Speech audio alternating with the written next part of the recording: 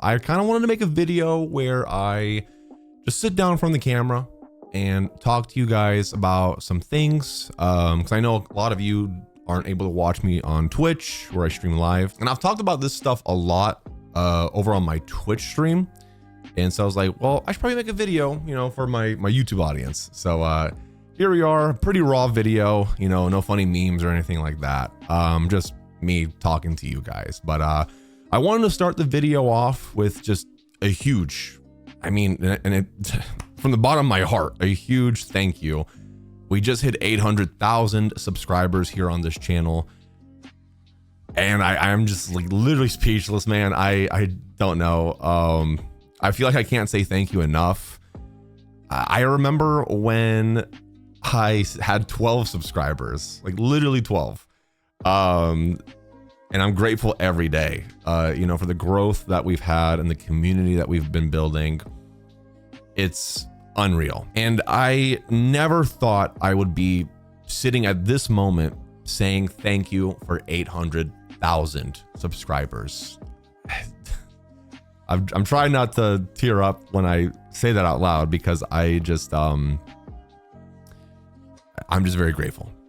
You guys have changed my life. I'm able to do this as, you know, a living and just do what I love to entertain people and to make people laugh and just be creative. And it's thanks to you guys. You know, content creators would not be where they are without their community support. So again, thank you. I know I sound like a broken record, but just thank you so much for that support. You know, subscribing and enjoying the shorts and the long form videos. And it just means the world to me that you guys just enjoy my content. So I wanted to start this video off with that. Just huge thank you, especially ending this year. It's 2024 or December already. Ending it off with that huge milestone. So again, thank you. I'm sorry I sound like a broken record, but I just want you to know how much that means to me and my girlfriend Autumn. Thank you guys. Now, I wanted to talk about some other things, kind of reflect on 2024. So I just wanted to make this video to kind of update you guys on, you know, how I've been feeling, what I've been going through. This is just going to be a very raw, transparent video for you guys. So to start off, I'm just going to say it, man. 2024 has been a very good year, but also a very tough year. As if you guys know, I mean, there's been a lot of drama in the gotcha space this year, especially, you know, the duality of man starting in January. That kind of spiraled into, you know, people making twitlongers about each other and people hating on each other. It was crazy. And then, you know, that was like the first quarter of the year. And I was like, since I was involved in it a little bit, that was kind of like my first like dip into the drama sphere, you know. Like I never really look at my comments too much or, you know, try to look at that stuff just because I'm sensitive. I am. I'm just going to straight up say I'm a sensitive guy. And, you know, I can get 100 nice comments, but if I see like a couple mean comments or very rude comments, those stick with me, man. And they hurt my feelings. And, you know, sometimes I kind of think to myself, maybe I'm just not cut out for this. Because maybe you're supposed to just have like a thick skin, not care what anybody else has to say about you, right? But you know, I'm only human, and you know, I've got emotions and feelings, right? So I think this year has definitely been a transformative year for myself, just because I feel like being involved in a lot of drama, and I'll get to more drama that I've been, you know, a part of. It's really strengthened me as a person and as a creator. Because like I said, pre 2024, I was just like, you know, positive and, you know, happy-go-lucky, just like not looking at any of the negativity about me that was probably out there and just doing my thing. And then I got exposed to it, and man, some of the things that people said, you know, at this point now, I don't care. Like, you know, I've moved on. But, you know, people are just like, oh, you know, toxic positivity, Hoyo shill. God, what else did they say? He's fake, yada, yada, whatever, right? Cringe, whatever. And at the time, that really hurt, you know, because I was just like, man, you know, I personally live my personal life outside of content in a very positive manner. And then so I was like, I'm going to bring that into my content as well, you know, try to spread positivity. And I learned that like people hated me for that, you know, not everybody, but people like disliked me for being positive. So then I was like, okay, well, maybe I'll try to be a little bit more negative. People hated me for that, you know, on Twitter and whatever, in the comments, people didn't like me for that. I had a huge realization that whatever I do, there will be people that don't like me, that just hate me, just because they don't like me. And that was kind of freeing to kind of finally hit that point in my life where it's like, no matter what I do, people will just hate me. Not everybody, again, but you know, it just kind of like allowed me to be like, you know what, just stick to what you believe, Dorian, and just be yourself. Positive, negative, whatever, and just keep going. Yeah, that first bit of drama really taught me that.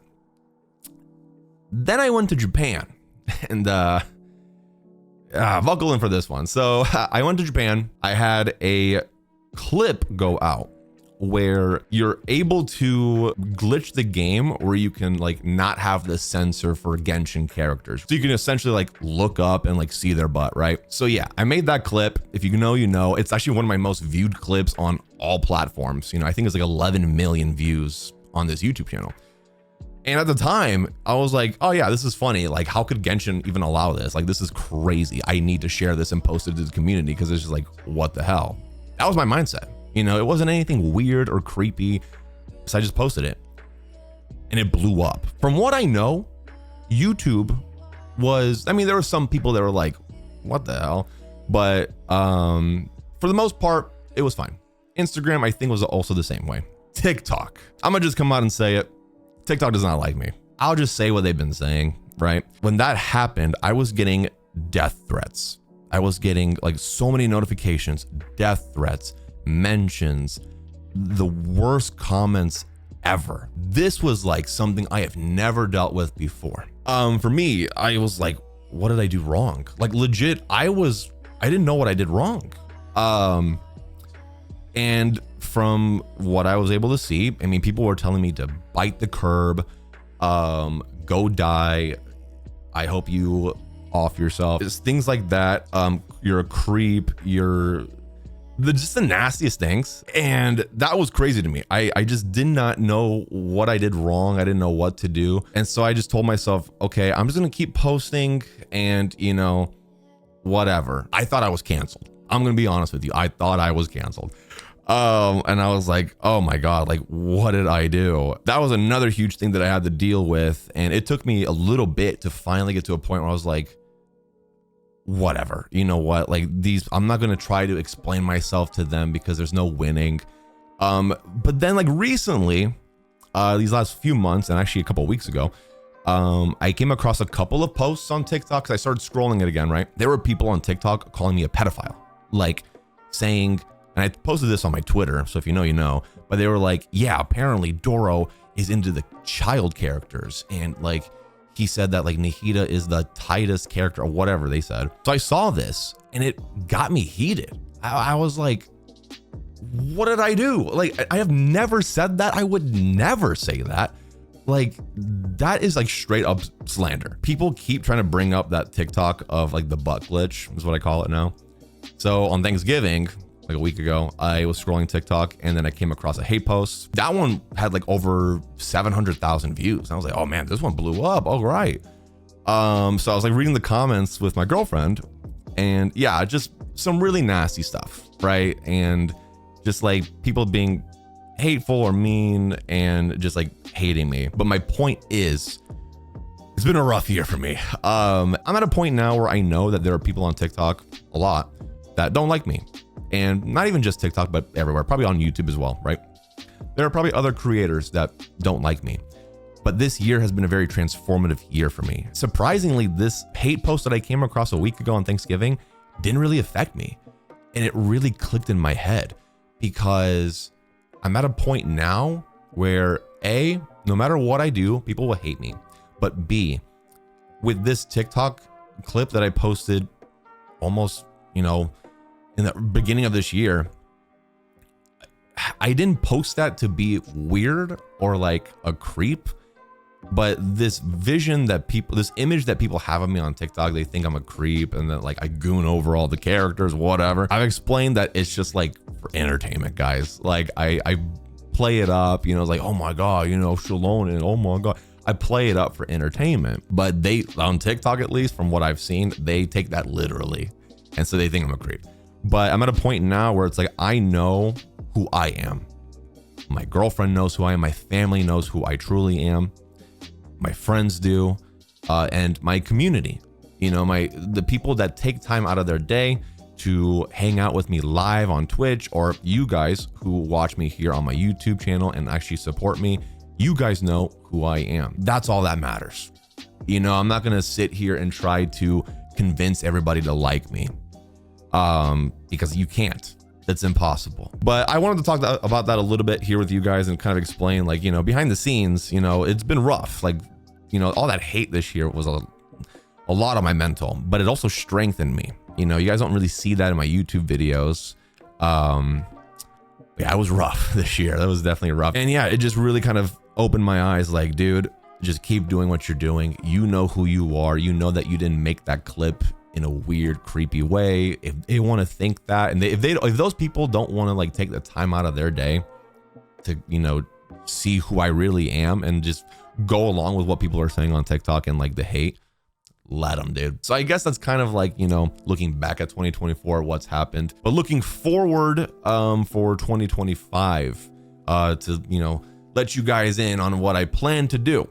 So obviously, I'm gonna still continue making Genshin content. I love Genshin Impact still. I did recently uninstall Zenless Zone Zero because I was kind of getting bored of the game. Like, I really like ZZZ.